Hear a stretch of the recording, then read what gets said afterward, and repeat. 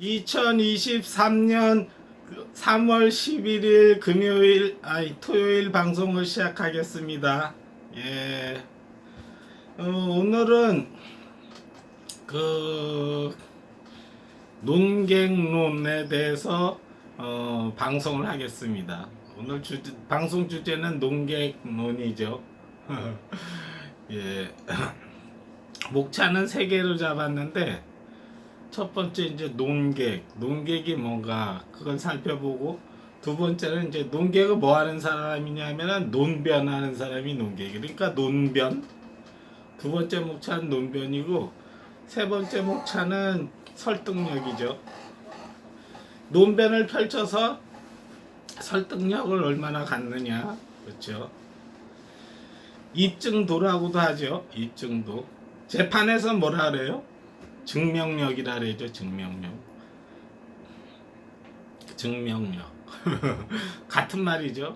재판제도하고 회의제도가 있죠. 회의는 토론하는 곳이고 재판은 재판하는 거예요. 근데 그 구조가 비슷하죠. 그렇죠. 그 두 사람이 나오고 양 당사자가 나오고, 양 당사자끼리 그 변론 활동을 하죠. 재판에서는 변론 활동을 하고, 변론이 끝나면은 이제 과연 누구 말이 맞느냐, 그렇죠. 입증을 했느냐 이거죠. 입증.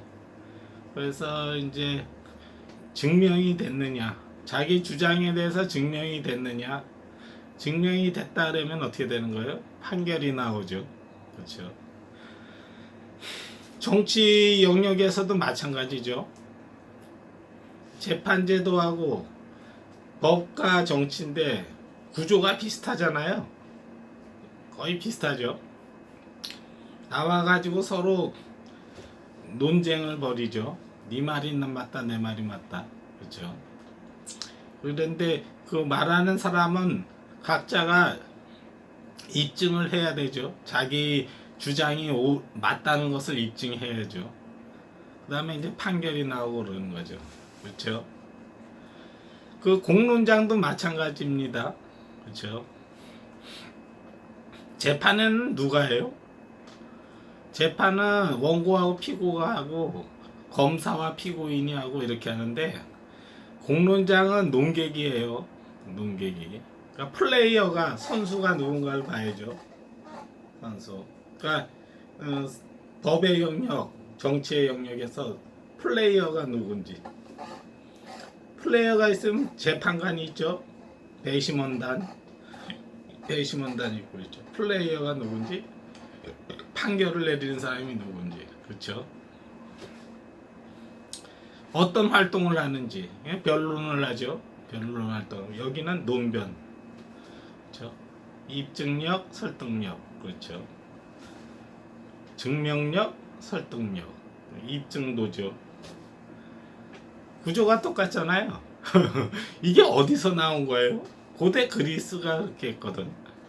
고대 그리스에서는 두 가지 영역으로 나눴고, 두 가지 영역을 둘 다 이런 식으로 설계를 했어요. 그 설계를 한 것이 오늘날에 와서 어때요? 그거 좋은 거다 해가지고 받아들인 거죠. 고대 그리스가 있어. 그 다음에 뭐가 왔어요? 군주제를 했죠. 군주제. 이제 군주제를 하다가 시간이 흘러서 다시 고대 그리스의 통치 구조로 다시 받아들인 거죠. 다시 하게 된 거죠. 그렇죠.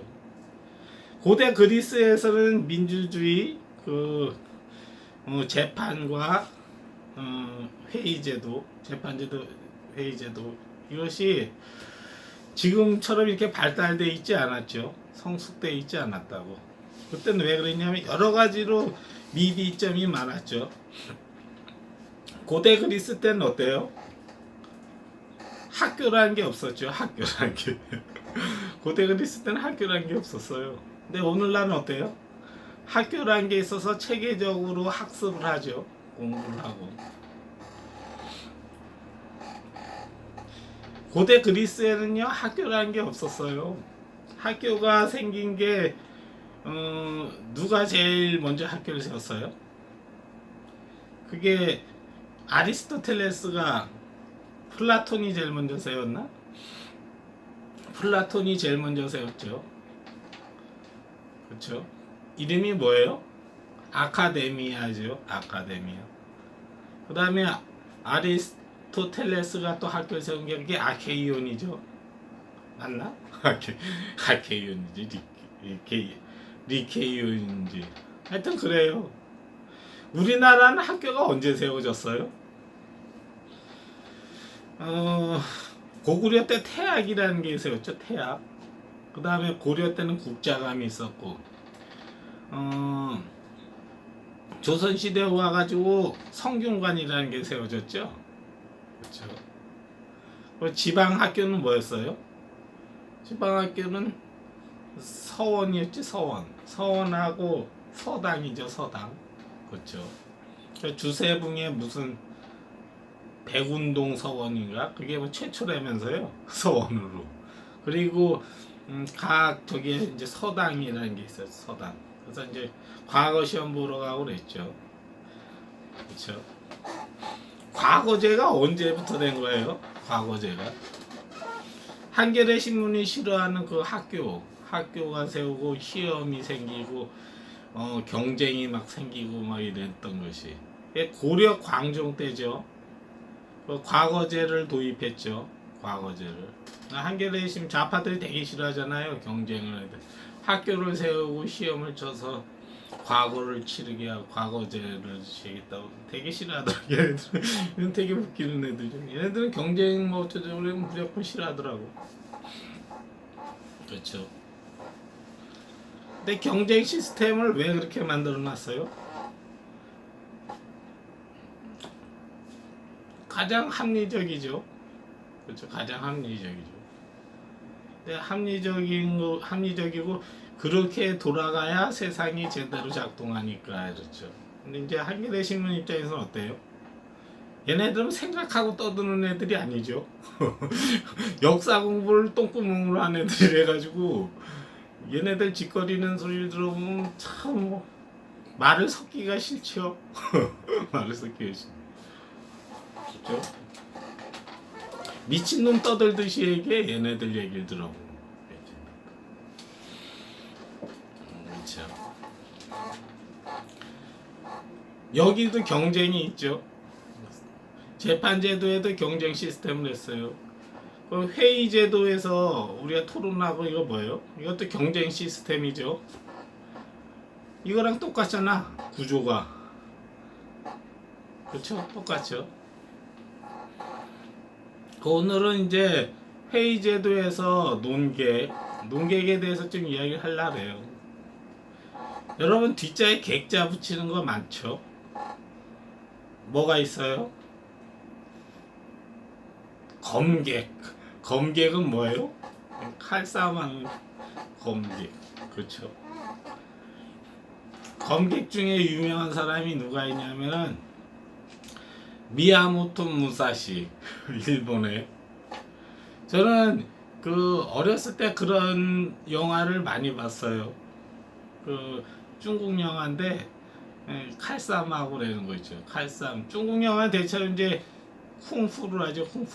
쿵푸가 뭐예요? 쿵푸가 뭐야? 이거 이렇게 하는 게 쿵푸잖아요. 그렇죠. 그렇죠. 근데 칼잡이들 나오는 영화도 꽤 있었거든. 칼잡이. 검객이라 그랬는데 그 검객 영화 뭐 유명한 게 많죠. 검객들 나오는 거. 그렇죠. 뭐 요즘은 그 뭐야 조선 제일검 해가지고 뭐 한동훈이가 조선 제일검 뭐 그러더라고요. 그러니까 이제 검찰에서 제일 이게 수사를 잘하는 사람이래 가지고 조선 제일검 그러더라고요. 이제 검객이 있어요. 검객. 근데 검객 영화 중에서 가장 유명한 게 이제 미야모토 무사시 다룬 그 영화가 제일 재미가 있죠. 그거 안 보셨나? 그 유튜브에서 찾으면은 나와요. 저는 그 NHK 방송에서 하는 거를 봤는데 재밌더라고요. 그렇죠. 그 미야모토 무사시가 있고 그 걔랑 거의 실력이 비슷한 친구가 있어. 그게 사사키 요지로인가 뭐 하여튼 그 사람이 있어요. 이 두 사람이 누가 이제 일본 제일검이 누구냐 이걸 겨루는 거예요. 만나서 겨루는데 미야모토 무사시가 이겨요. 그 영화에선 그렇게 나와. 그렇죠. 이제 검객이 있고 그리고 또 뭐가 있냐면 그와 비슷하게 협객이라고 있어요. 협객. 협객은 뭐예요? 협객은 칼로 싸우지 않고 주먹으로 싸우는 게 협객이야. 그래서 이제 뭐 김두한이니 시라손이니 또 뭐 그런 사람들 있죠. 그리고 하여튼 그런 사람들 있죠. 그런 사람들을 뭐 협객이라고 불렀거든. 근데 어떤 사람들은 그런 사람이 협객이 아니라 깡패라 그러죠. 깡패와 협객의 차이점은 뭐예요? 협객은 좀 의로운 일에 주먹을 쓰는 사람이고 깡패는 남의 돈 뺏으려고 주먹 쓰는 사람이 오죠. 그래서 협객과 깡패는 좀 의미가 다르죠. 그렇죠. 그 영화 넘버 3에서 최민식이 그러죠. 건달이나 건달이 다르니까 최민식이 뭐라 그래요? 니네가 무슨 건달이냐 이 깡패 새끼지. 깡패 새끼. 깡패. 남 돈 뺏는 깡패지 무슨 건달. 건달이라는 건 불교 용어고 불교에서 나오는 건데 그런 의미가 아니다 이러죠. 근데 언제부턴가 깡패들이 자기네들을 지칭할 때 건달이라고 얘기하더라고요. 하여튼 협객이라는 게 있어요. 그래서 협객은 이제 의로운 일에 주먹을 쓰는 사람들. 그러니까 지나가는데 막 어떤 놈이 그 여자를 괴롭혀. 그럼 딱 나타나가지고 괴롭히지 마라 이래죠. 근데 네가 뭔데 괴롭히지 말라 그러냐. 그럼 한판 붙자. 탁 붙어가지고 이기면 이제 협객. 그렇죠. 그게 협객이고 그렇습니다. 그리고 또 뒤에 객자가 붙는 게 뭐 있죠? 지나가는 과객인데 이제 과객. 과객이 뭐예요? 이제 지나가는 여행객 비슷한 의미죠. 지나가는 집 떠나 길 가는 사람인데 오늘 하룻밤 신세지고 갈 수 있겠습니까? 이러죠.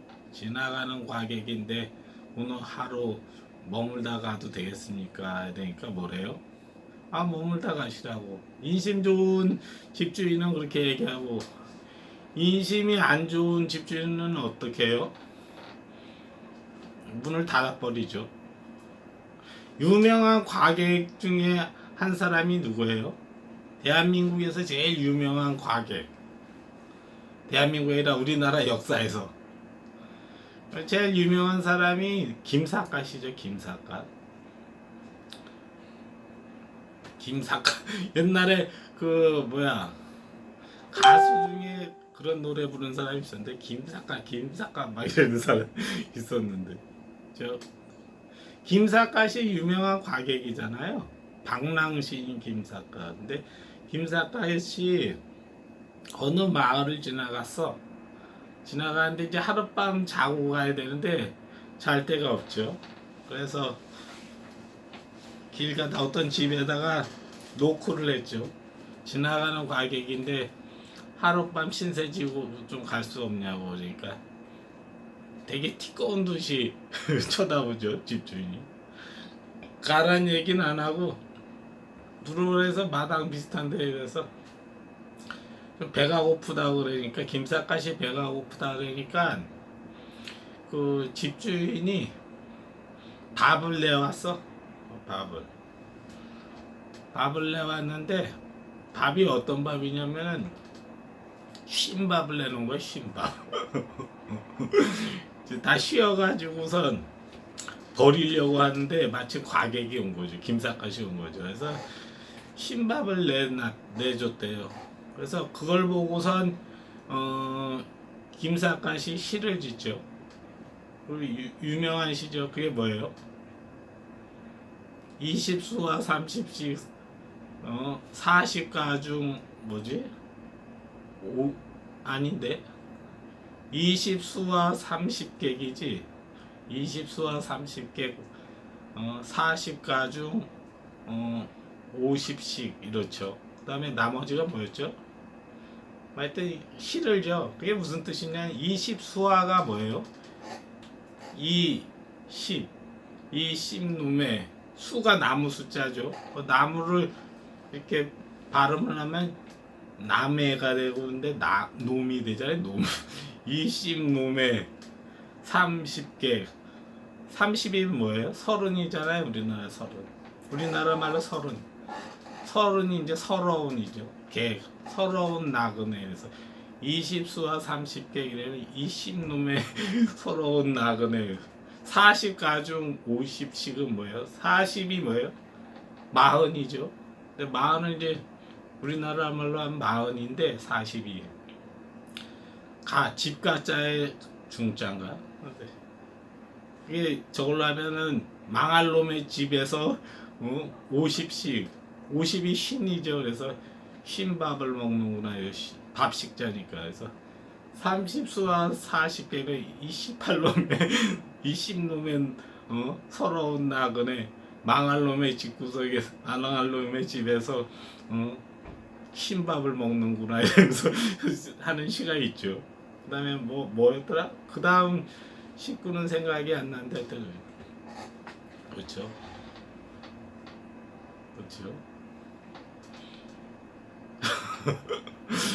하여튼 그런 시가 있잖아요.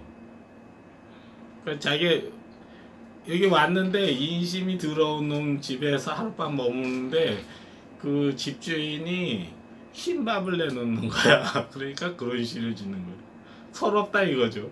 서러운 나그네 이 족같은 집에 왔더니만 흰밥을 내놓더라 이거죠. 흰밥을 먹고 있다는 그런 시가 있어요. 과객 중에 유명한 사람이 그 김삿갓이에요.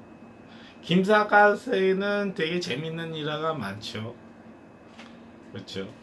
예전에 제가 블로그에다 썼던 시가 뭐예요?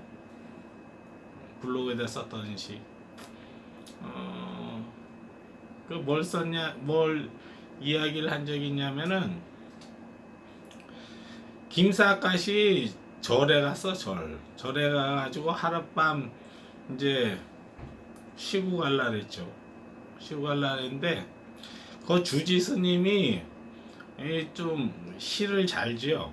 시를 잘 지니까 김삿갓 보고 그런 거죠.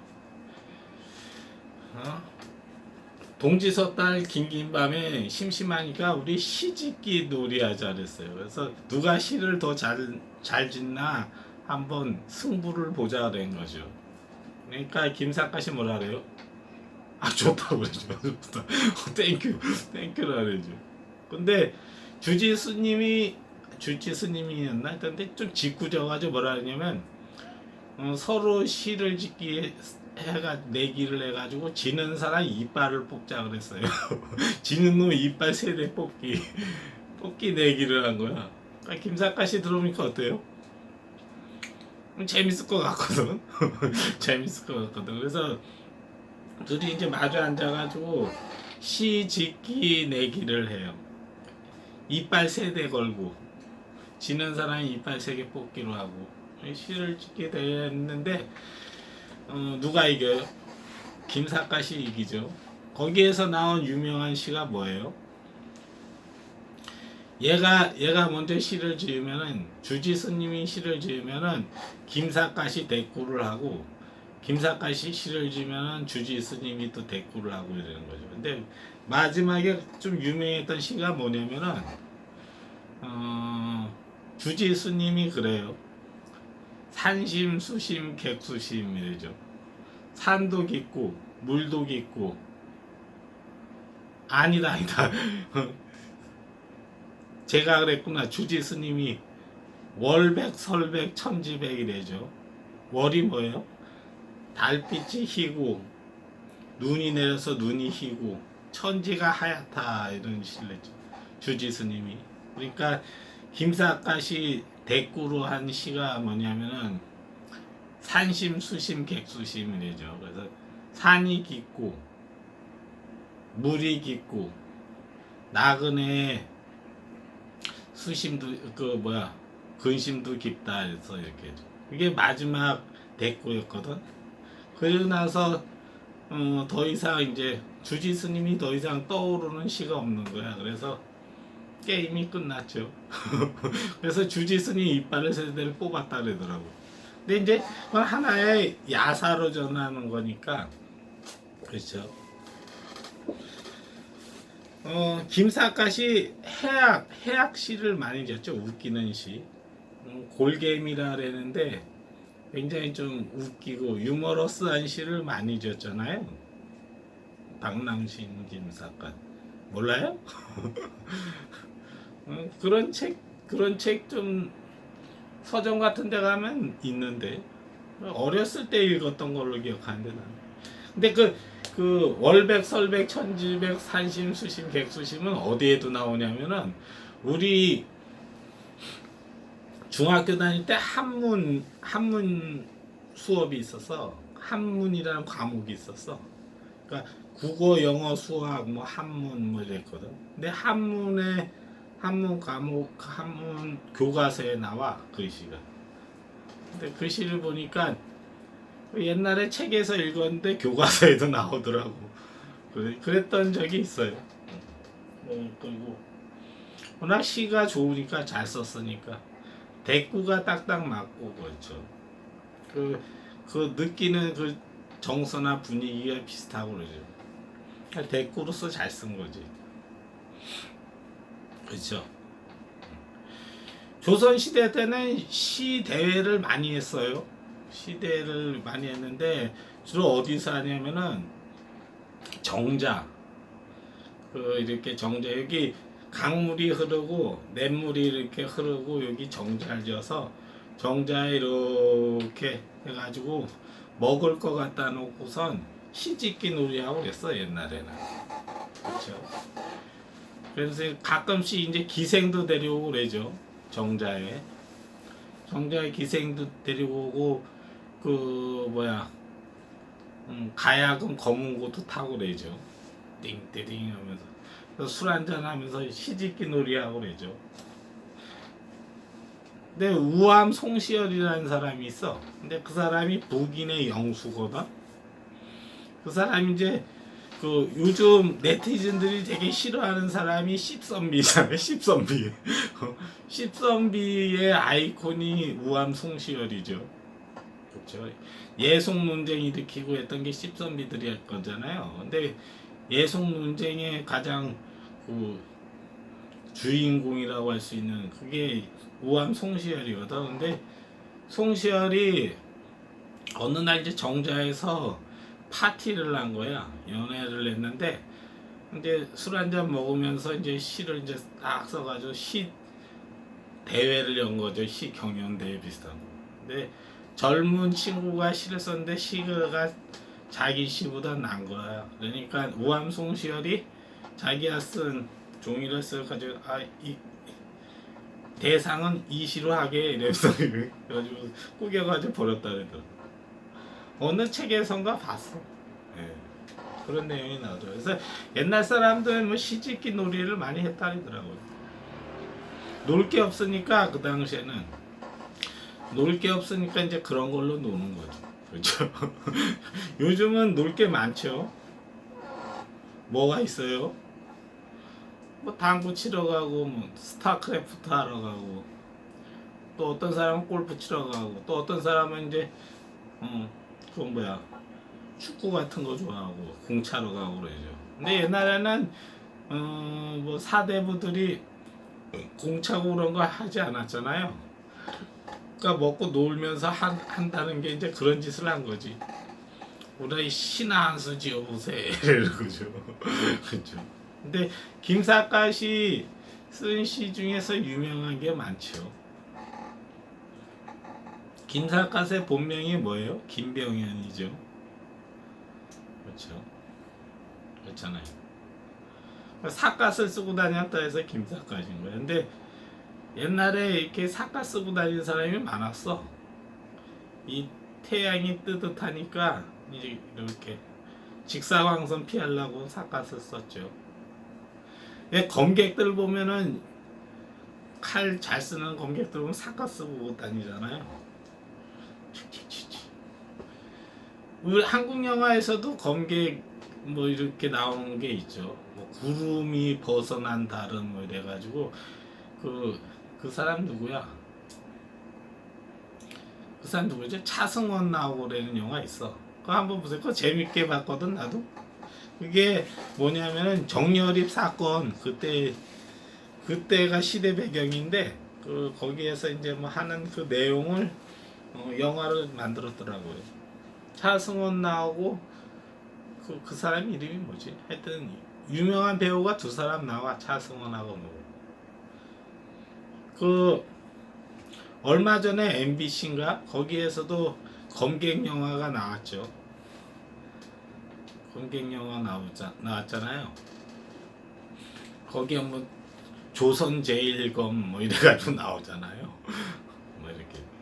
그렇죠. 검객이 있고, 그렇죠. 협객이 있고, 뒤에 객자로 끝나는 거, 과객이 있죠. 지나가는 길손인데 과객. 또 뭐가 있죠? 세객이라고 있어. 세객이 뭐예요? 유세객이라고 있어. 유세객. 세객은 뭐냐면 이 혓바닥을 잘 돌리는 애들 있어. 혓바닥. 주둥아리 잘 까는 애들. 그런 애들 세객인데 그 역사상 가장 유명한 세계를 꼽으라면은 소진과 장이가 있죠. 그래서 소진은 합종책, 장이는 연행책. 그래서 춘추 전국 시대로 넘어가면은 세객이 있어. 세객. 여러분 삼국지에 보면 세객이 나오죠. 이 주둥아리 잘 까는 애들.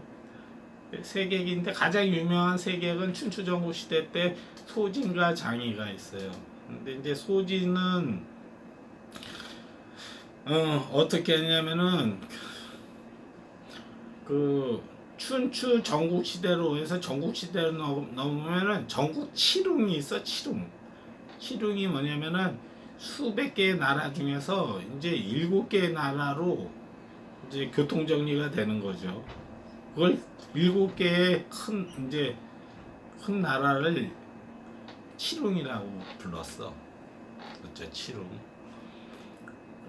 그런데 그 중에서도 초격차 확보를 만든 나라가 있어. 그게 진나라야. 진시 황제의 진나라고 진나라를 뺀 6개 국가가 있었어. 이게 워낙 초강대국이야. 6개는 이제 얘보다 힘이 약해.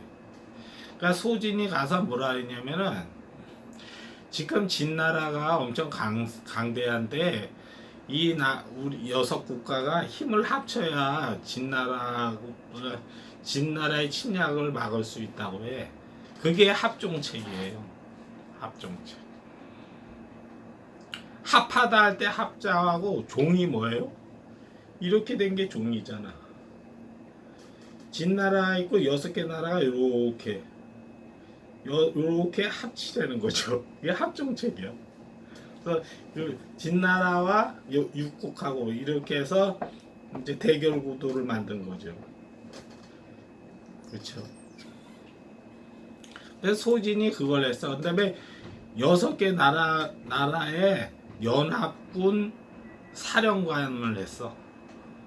그러니까 나토 사령관처럼 이렇게 사령관을 했어요. 소진이. 그렇죠. 그러다가 어떻게 돼요? 소진이 이제 밑보여가지고선 그 사형을 받았어. 근데 사형을 받았는데 뭐 중국은 사람을 죽여도 곱게 안 죽이죠. 이렇게 해가지고 거열령을 했어. 이걸 찢어 죽였어. 거열령을 해서 소진을 그렇게 죽였어. 그 다음으로 나온 게 장이야. 장이가 나와가지고 진나라의 왕한테 얘기를 해. 진나라가 통일을 하려면은 연행계를 써야 된대. 연행계가 뭐예요? 여기 있고 6개 나라가 있어. 이건 종이라 그랬죠? 이건 횡이잖아. 횡을 해야 되는 거죠. 횡으로 연결해야 된다. 그래서 6개 나라를 하나, 둘, 셋, 넷, 다섯, 6개를 해서 연행계를 해. 그래서 얘네들을 다 떨어뜨려 놔야 된다는 거죠. 여기랑도 서로 외교 관계 맺고 동맹 비슷하게 맺고 동맹 6개 나라 이렇게. 근데 연행계가 채택이 되는 거야. 진나라 왕이 들어보니까 그 말이 맞아. 그래서 하나하나 멸망시키죠. 그렇죠? 하나하나 멸망시키잖아. 그래서 합종책이 깨지는 순간 어떻게 된 거예요? 외교 관계에서 합종책이 깨지면서 진나라가 다 잡아먹은 거죠. 그렇죠? 그 얘기하면 뭐가 생각나나요? 그 얘기하면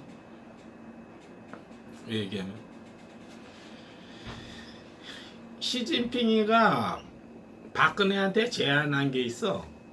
뭘 제안했냐면은 그 중국판 나토를 만들겠다 그랬어. 그게 이제 뭐 동아시아 안보기구를 만들겠대. 동아시아. 그래서 여러 개 나라, 동남아시아랑 한국 뭐 이렇게 합쳐가지고 연합기구, 연합안보기구를 만든다 그랬어. 거기에 가입하라 그랬어. 시진핑이 박근혜 보고. 그리고 또 하나 제안한 게 뭐냐면 AIIB에 가입하라 그랬어. 그렇죠? 그때 내가 그랬죠. 박근혜한테 뭐라 했냐면 동아시아 안보기구에 들어가지 말라 그랬어. AIIB는 뭐 해도 안 해도 그만인데 중국이 주도하는 동아시아 안보기구 거기는 들어가지 말라 그랬어.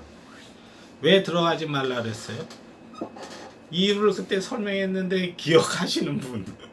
나 그거 기억한다.